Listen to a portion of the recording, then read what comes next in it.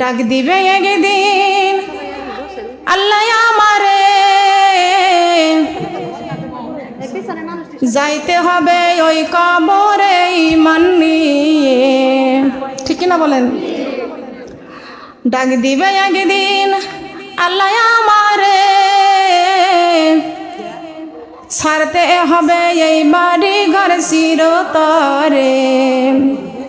কথা বলেন ঠিক কিনা? সবাইকে এই দুনিয়া ছাড়তে হবে, বাড়ি ঘর ছাড়তে হবে, তার কারণ মরার আগে আমাদের মরতে হবে। কথা বলেন ঠিক কিনা?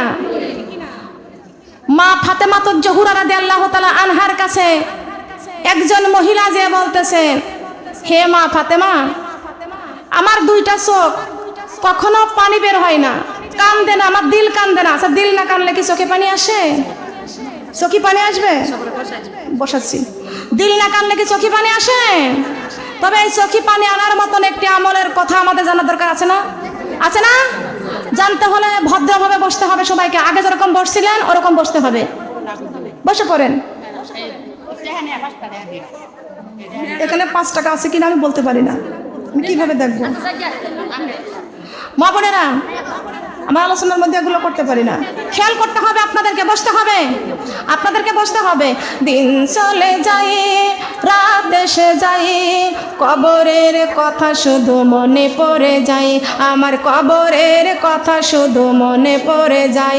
বলেন কবরের কথা শুধু, আমার কবরের কথা শুধু। দিন চলে যায়, রাত এসে যায়, কবরের কথা শুধু মনে পড়ে যায়, আমার কবরের কথা শুধু। ফজর জোহর আসর মাগরিব এশা, 5 ওয়াক্ত নামাজে আল্লাহর সাথে প্রেম ভালোবাসা। কবরে জানি ডাক আসবে আমার, কবরে জানি, কবরে জানি ডাক আসবে আমার, কবরে যাবার দিন। তুমি জাগরে মুমিন, তুমি জাগরে মুমিন, তুমি জাগরে মুমিন, তুমি জাগরে মুমিন। দিন চলে যাই, রাত এসে যাই, কবরের কথা শুধু মনে পড়ে যায়, আমার কবরের কথা শুধু। বলেন, আমার কবরের কথা শুধু, আমার কবরের কথা শুধু। ডাহিনে বেহেশতে বামে দোজখ, পিছনে মালাকুল মউত, সামনে আমার মহান আল্লাহ, সামনে আমার, সামনে আমার মহান আল্লাহ, পায়ের নিচেই পুল সিরাত। ওমা আনা মিনাল মুশরিকিন, তুমি জাগরে মুমিন, তুমি জাগরে মুমিন, তুমি জাগরে মুমিন, তুমি জাগরে মুমিন।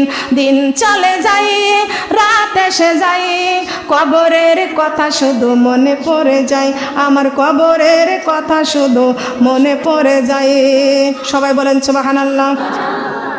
আমার মা বোনেরা, মা ফাতেমার কাছে মহিলাটা আসলেন, বলতেছেন, ও মা ফাতেমা গো, আমার তো চোখে কখনো পানি আসে না, আমার কান্না আসে না।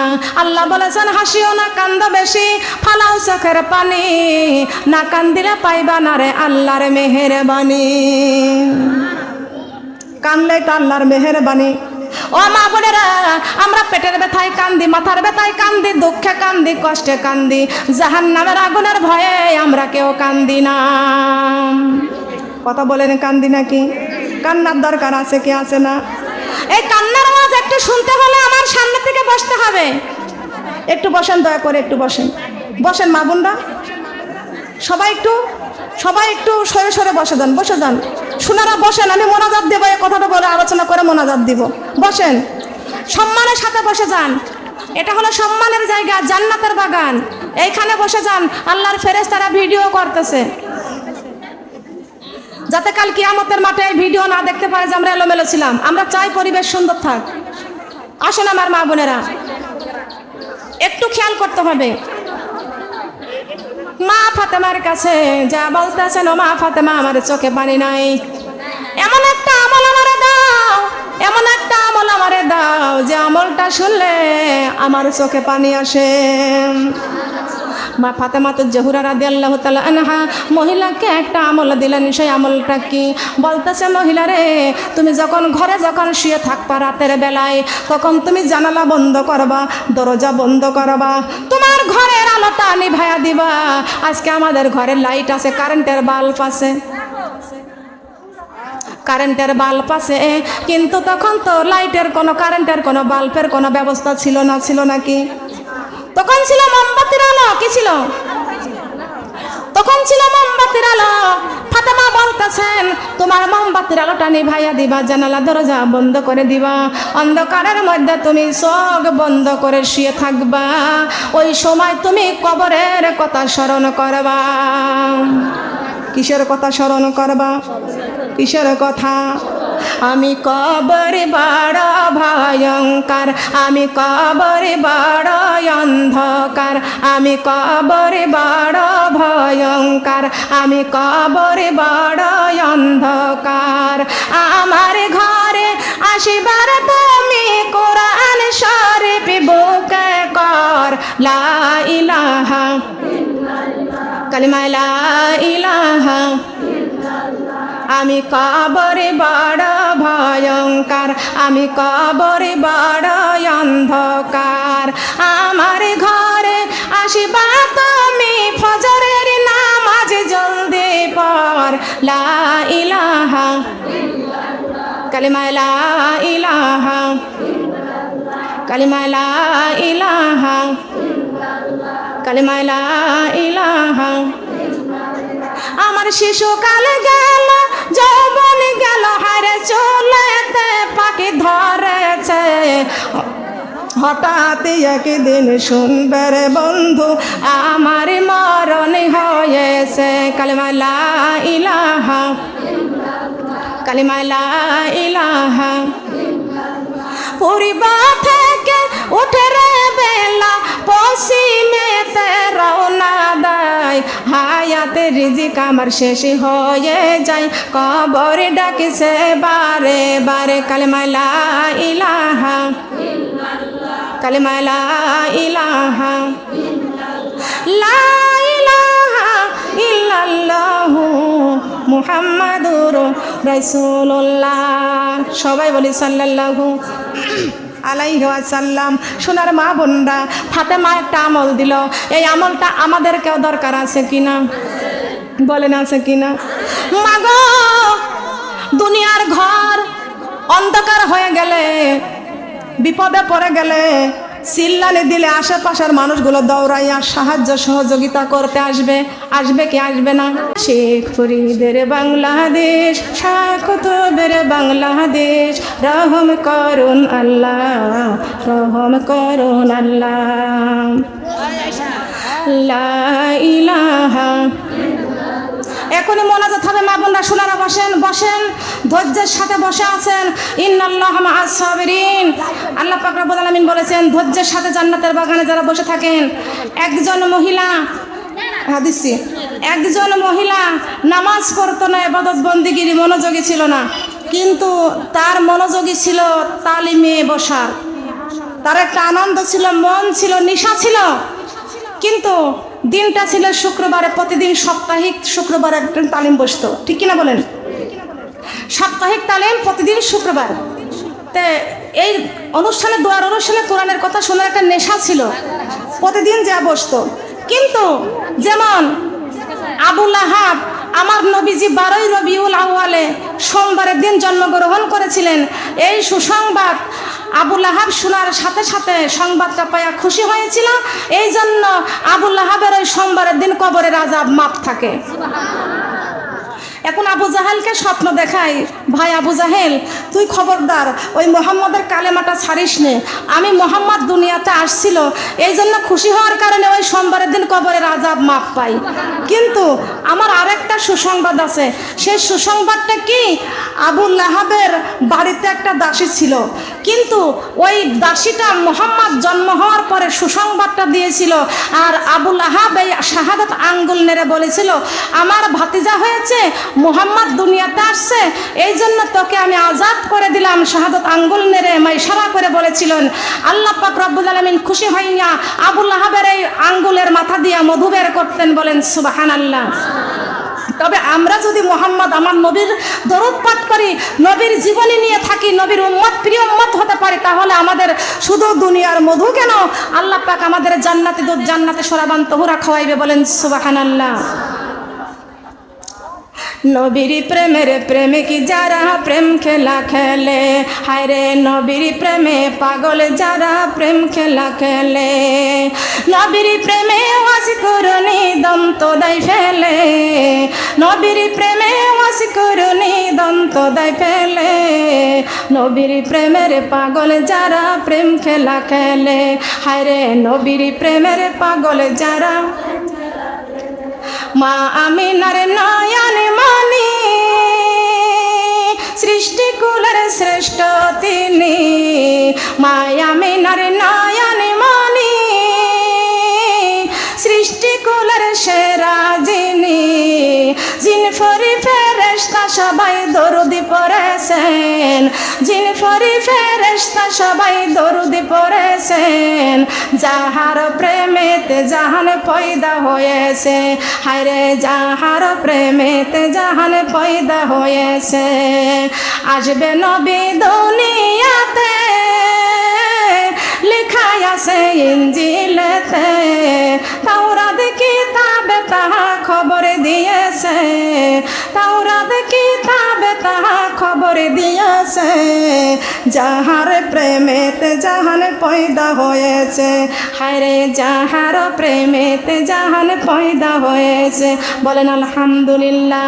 এত সময় ধরে আমার মা বোনেরা, আমার আপু আলোচনা করেছে, অনেক মূল্যবান আলোচনা করেছে। আমার মা বোনেরা, আল্লাহ পাক যেন সবাইকে মূল্যবান এই আলোচনাটা ধরে রাখার তৌফিক যেন আল্লাহ দান করেন, বলেন সুবহানাল্লাহ।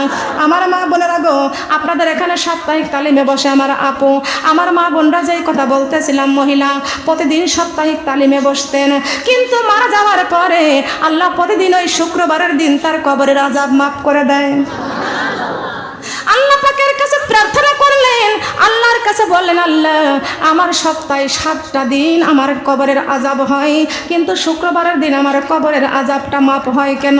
কিন্তু আল্লাহ পাক রব্বুল আলামিন বলেছেন, তুমি প্রতিদিন শুক্রবারের দিন রিয়াজুল জান্নাতের বাগানে বসতে, কোরআনের কথাগুলো শুনতে, যে সময় তুমি ওই কোরআনের তালিমে ব্যয় করেছো, এই সময়ের কারণে আমি আল্লাহ এই সময়টুকু তোমাকে আমি জান্নাতের মধ্যে রেখে দিই, কবরের গৌর আযাব তোমার মাফ করে দি, বলেন সুবহানাল্লাহ।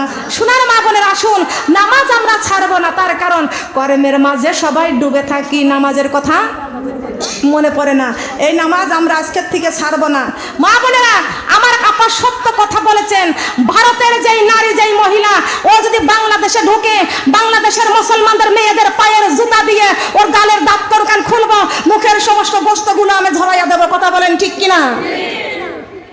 যে শয়তান বিশ্বনবীর বিরুদ্ধে কথা বলে, যেই শয়তান মা আয়েশা রাদিয়াল্লাহু তাআলা আনহার বিরুদ্ধে কথা বলে, যেই শয়তান মা খাদিজার বিরুদ্ধে কথা বলে, অমন শয়তান বাংলাদেশে ওর কোনো জায়গা নাই, কথা বলেন ঠিক না বে ঠিক? বিশ্বনবীর অপমানে যদি না কাঁদে তোমার মন, মুসলিম নাই মুনাফিক তুমি রাসূলের দুশমন। বিশ্বনবীর অপমানে যদি কাঁদে না তোমার মন, মুসলিম নাই মুনাফিক তুমি রাসূলের দুশমন, কথা বলেন ঠিক না বে ঠিক? আমরা কি রাসূলের দুশমন, নাকি আমরা রাসূলের একজন ওয়ারিস?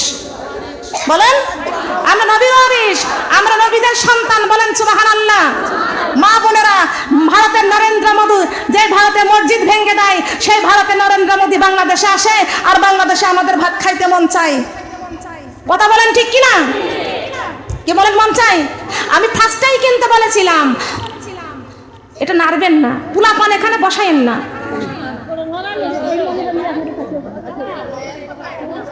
মা বোনেরা, আর সময় নষ্ট করব না, একটু নিচু করেন,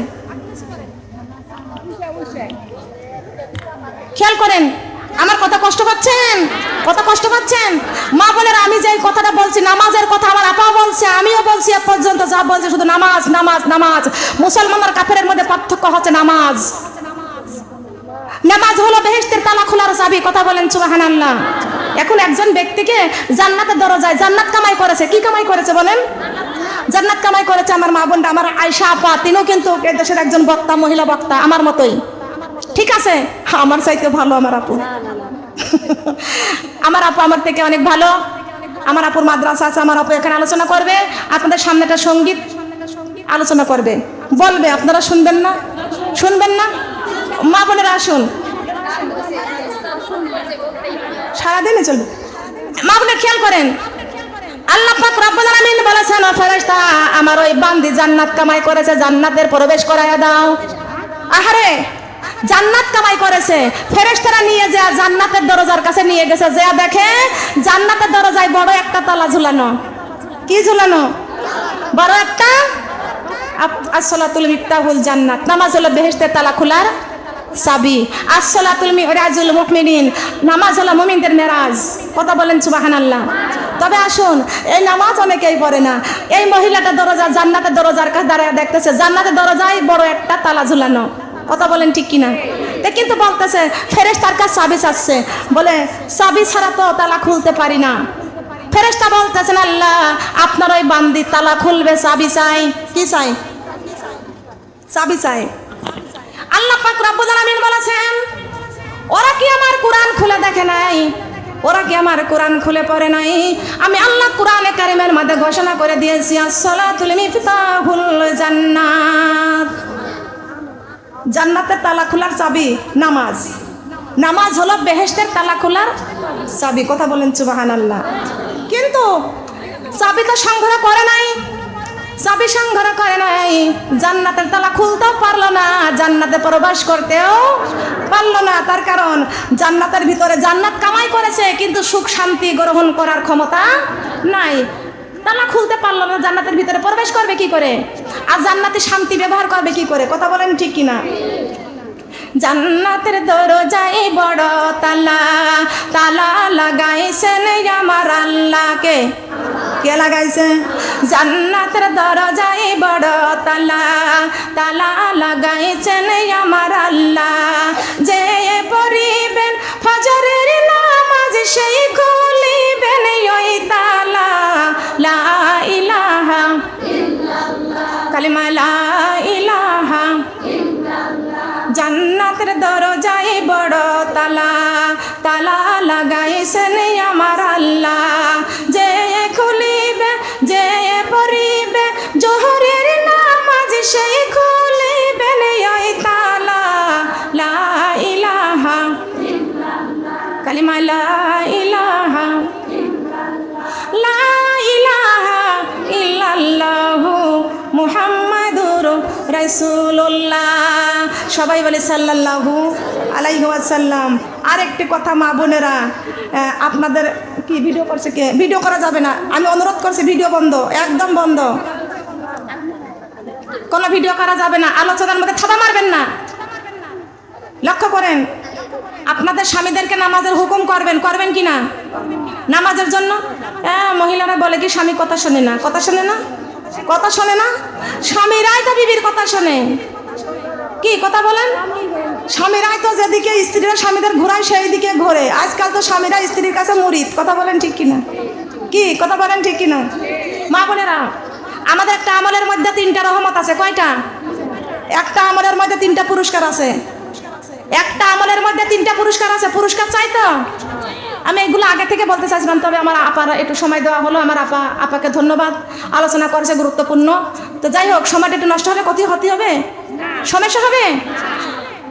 তো আমার আপাকে একটু দেওয়ার দরকার, তার কারণ আমার আপা তো আপনাদেরই একজন সেবিকা, তাই না? তবে মা বোনেরা, আমি যেটা বলতে চাইছিলাম, আপনাদের একটা আমল দেব। এই আমলটার মধ্যে আছে 3টা পুরস্কার। কয়টা? 3টা পুরস্কার আছে। তো আমাদেরকে অবশ্যই সেই আমলটা করতে হবে। আমি আপনাদেরকে যে আমলটা দিব, সে আমলটা হচ্ছে, কার কার স্বামী বেঁচে আছে একটু দেখি তো। স্বামী বেঁচে আছে, আর কার কার স্বামী বেঁচে নেই? আপনারা সবাই হাত নামান। যার যার স্বামী বেঁচে নেই একটু হাত তোলেন। অনেকেই তো বিধবা আছে এখানে, অনেক বিধবা আছে। মা বোনেরা, আল্লাহ পাক আপনাদের যাদের স্বামী কবরবাসী হয়ে গেছে আল্লাহ বেহেশতে নসিব করুক, বলেন আমিন। আর আপনারা যারা হাত তুলেছেন আপনার স্বামী আছে, আপনাদের স্বামীকে আল্লাহ নেক হায়াত দান করুক, বলেন আমিন। তার কারণ স্বামী যার ঘরে আছে 3টা বরকত পুরস্কার তার ঘরে আছে, কথা বলেন ঠিক কিনা? 3টা পুরস্কার আছে না? 3টা পুরস্কারের মধ্যে হচ্ছে স্বামী আপনাকে ফোন দিবে, হ্যালো, আপনি কি হ্যালো বলবেন? আপনার স্বামী আপনাকে সালাম দিবে, আপনি আপনার স্বামীকে সালাম দিলেন, আসসালামু আলাইকুম ওয়া রাহমাতুল্লাহ।